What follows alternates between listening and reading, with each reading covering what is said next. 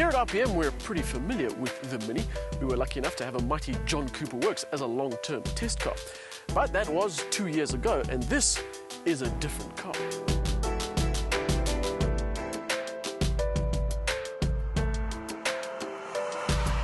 Since we said goodbye to our much-loved Mini JCW, the company has been on a mission to expand its model line. It's added the Countryman and the Coupe, and sent a car to the Skunk Works to be prepared for the international rallying scene. But our test car isn't anything as outlandish as all that. It's the same old Mini shape, with a few new bits outside and in.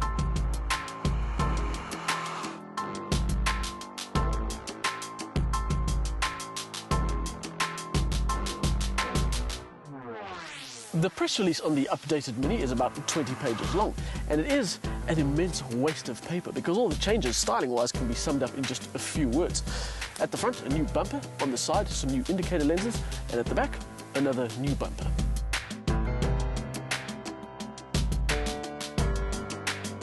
That forest of a press release goes into painful detail about elements of parts of redesigned pieces that make the car look broader or more three-dimensional. But the bottom line is that unless you're a die-hard Mini spotter, all you're likely to notice are things like the brake cooling ducts on the front of our Cooper S test car and the new repositioned reverse and fog lights at the back.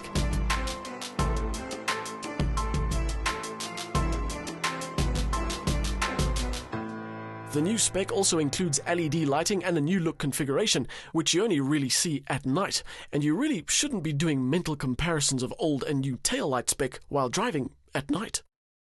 But the changes don't stop there. The interior also benefits from some upgraded bits. Now, in the past, I've used the word over-designed many times to describe the interior of a Mini, but after a year of driving a car, I kind of got used to it. And in this car, all the materials are upgraded, the colours are more muted, and things are looking good. Until you see the gear shift, which is shaped like a crash helmet, complete with swiveling visor as an actuator. The Mini logo-shaped aircon controls I can handle. The different shades of interior lighting I can live with. But that gear shift lever is just pure cheese. The rest of the interior, though, is well put together, and our test car features a comprehensive spec, including USB, navigation, Bluetooth, and a sunroof that looks very nice, but tends to rattle and squeak when the shade is open.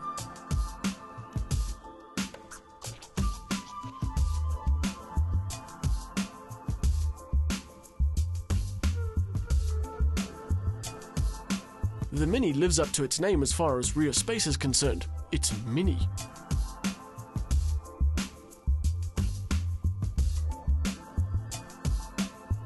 But the updates don't stop there. There's more. This is the 1600 twin-scroll turbo, co-developed with Peugeot, and it is a very good motor if it's used in a French car or a British car. It is a very large part of the reason why this Mini has so much character, and even though it wasn't broke, Mini decided to fix it. Not happy with 125 kilowatts, output has been up to 135, while torque stays at 240 Newton meters. That gives our automatic transmission Cooper S a 0 to 100 time of 7.2 seconds and a top speed of 223. But outright speed isn't what this car is about. This is one of those cars that just loves to be driven. You can chuck it into a corner, you can jump on the accelerator, you can literally grab it by the scruff of the neck and shake it about the place. And the more you do it, the better it gets. Pushing the wheels out to each corner of the car gives it the feel of a go-kart with instant sharp turn-in. The Cooper S is prone to torque steer, but a quick adjustment to the way you operate the accelerator soon has it under control. If the Mini doesn't like the way your right foot works, the traction control will kick in without any hesitation.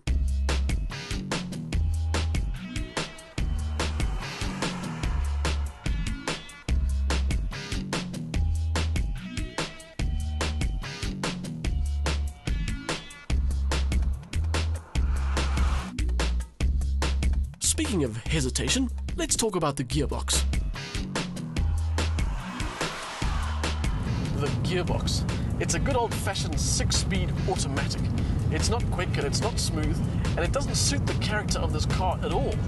And then, to top it all off, there are many words to describe this push-pull gear change system, many of them not fit for broadcast, so I'll stick with this one. stupid. You have two pedals on which you can shift up or shift down, so it's kind of like having two indicator stalks or two switches for the headlights. It takes getting used to, but even when you are used to it, it just seems, well, stupid.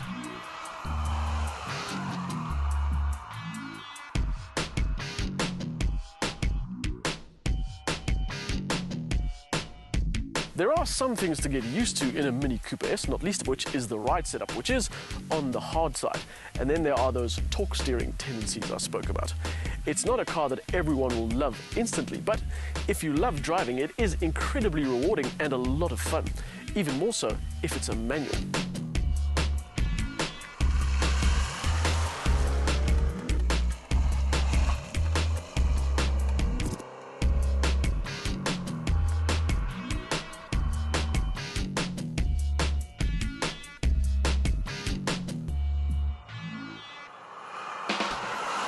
What was already a good motor has been made better thanks to increased output for the 1600 Turbo. More power means more fun in this Mini.